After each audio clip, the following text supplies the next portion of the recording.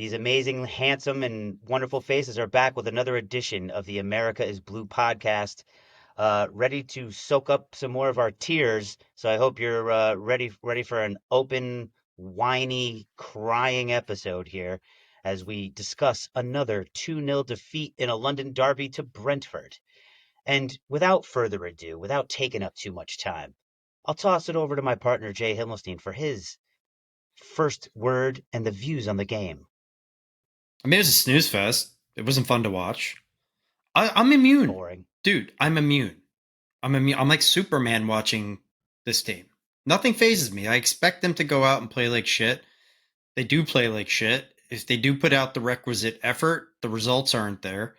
I'm resigned, which I'm actually okay with. I feel a lot better watching them now with zero expectation rather than what we were hoping for and salivating for over the course of the season, which is to perform at a level commensurate to what we're accustomed to. So, dude, we're in mercy mode. I just find a way to scrouch out like another point or two somewhere. Make sure you're safe from relegation. Get rid of half of these guys, restart the clock, and start rebuilding the character of this team. So, I mean, the game itself, there's nothing to speak about. We played like shit. There was nothing we can do. The lineup was, I think we should spend some time talking about that because for me, it was very telling. It was shocking up front. And then as the more and more that I've been thinking about it, I think it's very telling as to what's going on behind the scenes. I mean, I agree. We've seen some wacky lineups before. We've seen some strange configurations that we didn't necessarily agree with. I have to say, when I saw the team sheet, this is the worst, most nonsensical team we've ever hit the pitch with. And when I looked at the front three of your boy, Conor Gallagher, Raheem Sterling as the tip of the spear, and N'Golo Kante on the wing, what are we doing? I mean, where were the goals supposed to come from? That's what I texted you. I texted you literally. How the fuck are we supposed to score any goals? And when we had some opportunities out on the wing, when we got some width, who are they dumping it into? Raheem Sterling for a towering header? Like, what the hell is going on here? So it's just, it was so hard to watch. It was agonizing. And you used the exact word. I'm just resigned. I like legitimately have an expectation that I'm going to be let down. And if we would have taken the lead, I would have been like, oh, wow, look at us. It'll just be a matter of time before they scrape one back or scrape two back. I mean, we could have given up three or four very easily, and I don't think we had a threat. No, no. I think the only way that we were going to score, which we had plenty of opportunities, was if we get a corner or we get a set piece, and if somehow finds the head of Wesley Fofana or Thiago Silva, and somehow we get a header, because none of the other guys on the field, maybe beside Enzo Fernandez, maybe he could hit a worldie from somewhere outside the box. No one else was capable of generating anything that was going to put the ball in the back of the net. And this is, again, it's a very similar lineup and formation to what we put out there against Real Madrid. And this just got me thinking, because it doesn't make any sense. When you look at this and you're like, man, how are we going to put those three guys up top and expect anything? Well, there is no expectation because none of those guys are capable of being able to put it together to score. And I've watched a lot of Chelsea YouTube personalities and people who are now frothing to have Frank Lampard sacked, get rid of him immediately, and saying that he's sabotaging the squad. And for people who are that closely in tune with this club, I've come to the realization that these people have been driven insane. They've been driven insane. Number one, if you think that Frank Lampard is doing anything to intentionally sabotage this club, you're out of your mind. The You're out guy of your bleeds mind. for it. Frankly, again, he's doing us a favor. Who else, what guy who has ever coached or managed in the Premier League would ever decide to take over this steaming pile of shit for 10 games at the end of the season without any regard for the rest of their own managerial career? Who else is going to do that? Right? So he's doing us a solid. And I really think The only reason I could come up with as to why he put those guys out there in those positions is despite all of the attacking players that we brought in his pre-match press conference, when he was questioned about certain players, he has to say, well, if they something along the lines of, I'm paraphrasing, if they earn it, they'll get out there.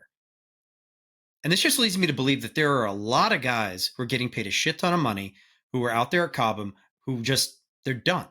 They're planning their trips to Bali and Mykonos or doing whatever they're planning on doing over the summer. And they're not putting in any sort of effort. They're done. And Frank has some pride and he believes in the squad. And he's not just going to throw out a João Felix or whoever else it is because of the price tag or because of the money that they're getting paid. If he doesn't think that they're putting in the sweat behind the scenes that makes them deserving of a spot in the starting 11. That is the only thing I can come up with. If he's seeing these guys loaf around and act like a bunch of losers behind the scenes and have already just given up on this whole thing, which I can't exactly blame them, but if they've just given up and tapped out, then he's going to put the guys out there who are going to at least give it their all. And that's what I can say about them. They're not skillful enough. They're in the wrong positions. Everything is a fucking mess. But at the very least, we are seeing that the guys that they put out there, I am seeing the effort. It's just, it's garbage. It's garbage. So that is my conclusion from this. I am reasonably confident of this because there's no way that Frank Lampard is that stupid or thinks that this is the best lineup to get attacking returns. He's probably just fed up with the bunch of high maintenance silver spoon assholes who are floating around the dressing room who've given up on the squad this year. I mean, I think that's a pretty accurate take.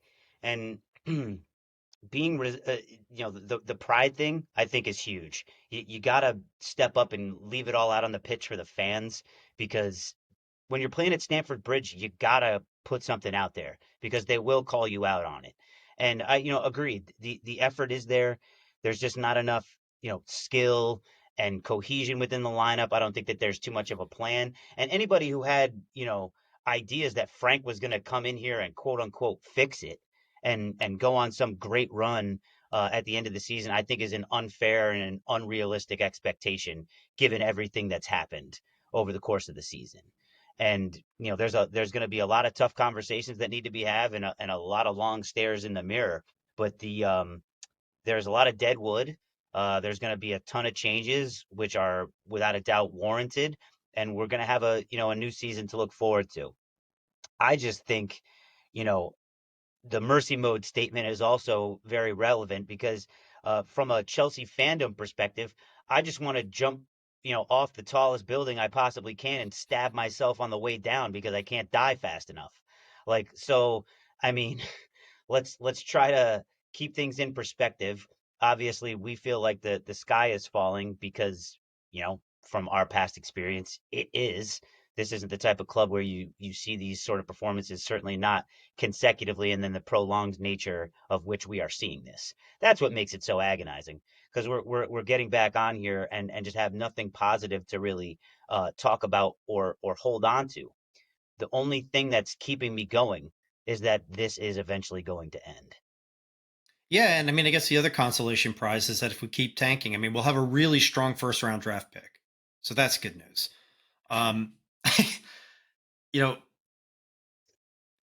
Oh, again, wait. what?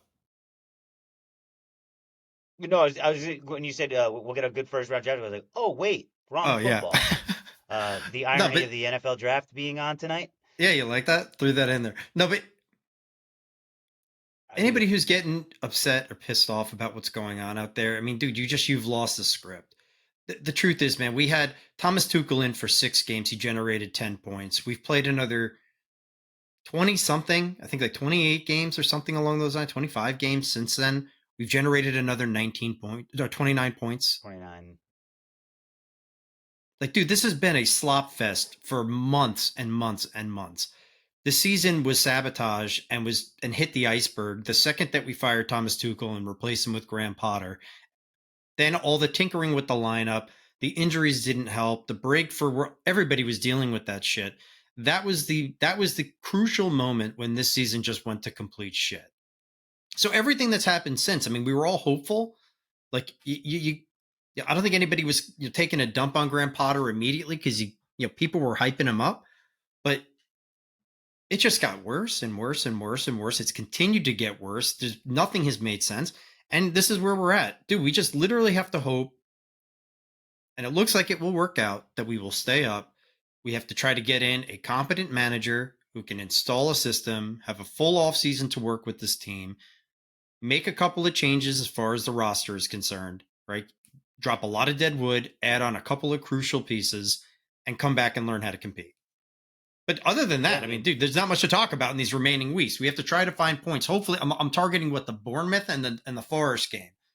If we can scrap together a couple of points from those two fixtures, great. Because everything else, we got Arsenal coming up. We think we still have Newcastle. We still have Man City, and all of those teams are frothing at the bit because they have shit to play for and they don't suck. yeah, I mean, we're staring down the barrel of a gun right now. Arsenal at the weekend is going to be licking their wounds from the City game, and they're going to be very eager to stick it to us. So that's going to be tough. To your point, you've got high flying Newcastle, you've got the champions eventually again, Manchester City. I just hope Erling Haaland doesn't score 811 goals in one game against us because I'm sure he's completely capable of doing that. I just really hope that to your point, we can just get the right group of guys that are going to play for the badge and, play for the city of London and, play for Chelsea Football Club because that's just what we need. If we can have a little bit of momentum, something positive to hold on to headed into the next season, clean slate. We're not going to have any European nights, unfortunately, but the job right now is to stay up and to put something forward that's going to make the fans, prideful and happy and as proud as we can coming out of this shit stinging season. I was trying to think of any game I could remember where something good happened. Literally the only thing I can remember because it's been so long since we haven't won a game in eight. Nothing. No wins in eight aside from the Dortmund game, I genuinely can't think of another match or anywhere where I felt hopeful and happy and like we weren't on the brink of collapse. Otherwise, it's just been nothing but one calamity after another. And dude, 13 losses? 13 losses. I mean, it is unheard of, Yeah. unthinkable to be losing that many matches. Zeros from 13 opportunities. Absolutely devastating. I mean, yeah, the only real successes that we've had this season have been in the Champions League. I'll throw in there the two AC Milan fixtures. I think we felt pretty good That after was good. those. But that's it. I mean, as far as Prem fixtures are concerned, we haven't beaten any competent teams. Any of them. It's all been, you know, Aston Villa was probably the best win we've had this season, and that's when they were playing like shit. That's it. That's it. There's really been nothing else. We haven't. I mean, we've put up a fight against a couple of other sides that are in the top portion of the table, but for the most part, we've just had a very regular dose of ass kicking. Yes. Oh, how the mighty have fallen. We're not used to this stuff, and quite frankly, we deserve. We're a punchline right now. We are a punchline for European folly, for over exuberance with spending, and it's easy to take shots at us for our American manager, who I am so thankful he's there. I'm so thankful for everything that he's spent, but just please shut up, Todd. Just don't speak until we actually start putting some results together, and a little bit more about what you're talking about from a true football perspective. So, I mean, just getting into the match, obviously we know what we saw. We know that it was a snooze fest. As soon as we gave up that opening goal off of Cesar Azpilicueta's head, it was just I felt terrible for him, but it perfectly encapsulated everything that has happened this season. It was almost like poetic injustice the way that had to go down. But it did. And we didn't have any life until we brought on Mudrick and some, actual attacking options, which was, refreshing to see. We got to get that guy on the score sheet. He needs to play every game because this dude needs a goal.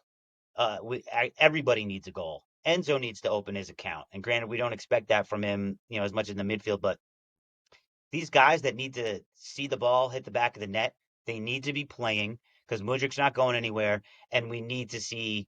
like you said, the requisite effort for the rest of the season. And hopefully we can just die and kill ourselves off and just lick our wounds and come back stronger. That's all we can hope for, man. And I would like to see some of these new boys. I'd like to see them get time.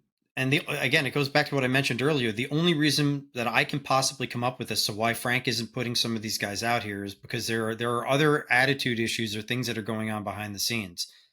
Nani looked pretty decent out there on the ball. I'd like to see Mudryk out there. Aubameyang was, at least when he was out there, was getting shots on target. They weren't really effective, but he was at least making striker runs and doing something up there because he's the only guy who knows what he's doing. But dude, it just leads me to believe that a lot of these guys have completely checked out. And we just our objective here is very simple. Stay up, move on, and try to forget about this as quickly as possible. I would say our only silver lining for the rest of the season, which is not going to happen, but if we can somehow get a result against Arsenal, that would make me very happy. That would give me at least something Absolutely. to be joyous about. If we can get a draw, God forbid, I mean, if we could somehow come away with a win against them and bury their chances at this title after all the shit that they've been talking, with London being red, that would make me very happy. So their misery will be my elation. That would be fantastic. It looks like they already shat the bed on this one anyway, somehow. But if we could go ahead and just thumb in the eye to the Did, Gooners, did you, that would make me really happy. we'll close out with this. And this is actually a good way to just tie it all together and just end this thing. I heard a joke the other day, and on the streets of London, I think you probably maybe have heard this. On the streets of London, a young lady was doing one of those, survey type thing, and she says to a guy, she says, "Tell me your best pickup line." And he grabs the microphone and he says, "They call me Arsenal. I start on top and finish second," which is just fantastic. Like hat tip to that guy. Just unbelievable stuff. I think it's perfect. So we've gotten to the point of not being selfish and wishing success for our own selves, but rather wishing the demise, of others, of our rivals. So screw those guys to the north. London will always be blue regardless. And champions of Europe, you'll never sing that. That song has not echoed in the Arsenal state, not the Etihad, in the Emirates, and they ain't singing that song because they ain't won the European title, and we have two, and we'll see if they can even win a Europa because Chelsea is actually the only squad to hold the Champions League and Europa League titles at the same time. Kudos to us. The glory days. History, ancient Yep. history. Yep. But with that, well, let's just thank our sponsor, All Out Fitness. Even though we're not doing man of the match, I got to give a shout out to All Out Fitness, where they're always empowering individuals to be their best selves. And Jay, we'll be back after the weekend to talk about what hopefully will be a result of some kind against our arch rivals to the north, the aforementioned Arsenal. And any additional content that you're looking for, go to americaisblue.com. Check us out there. Check us out on Instagram, on TikTok, and of course YouTube for full episodes of our handsome faces. Until next time, Josh and Jay signing off, and America is indeed blue.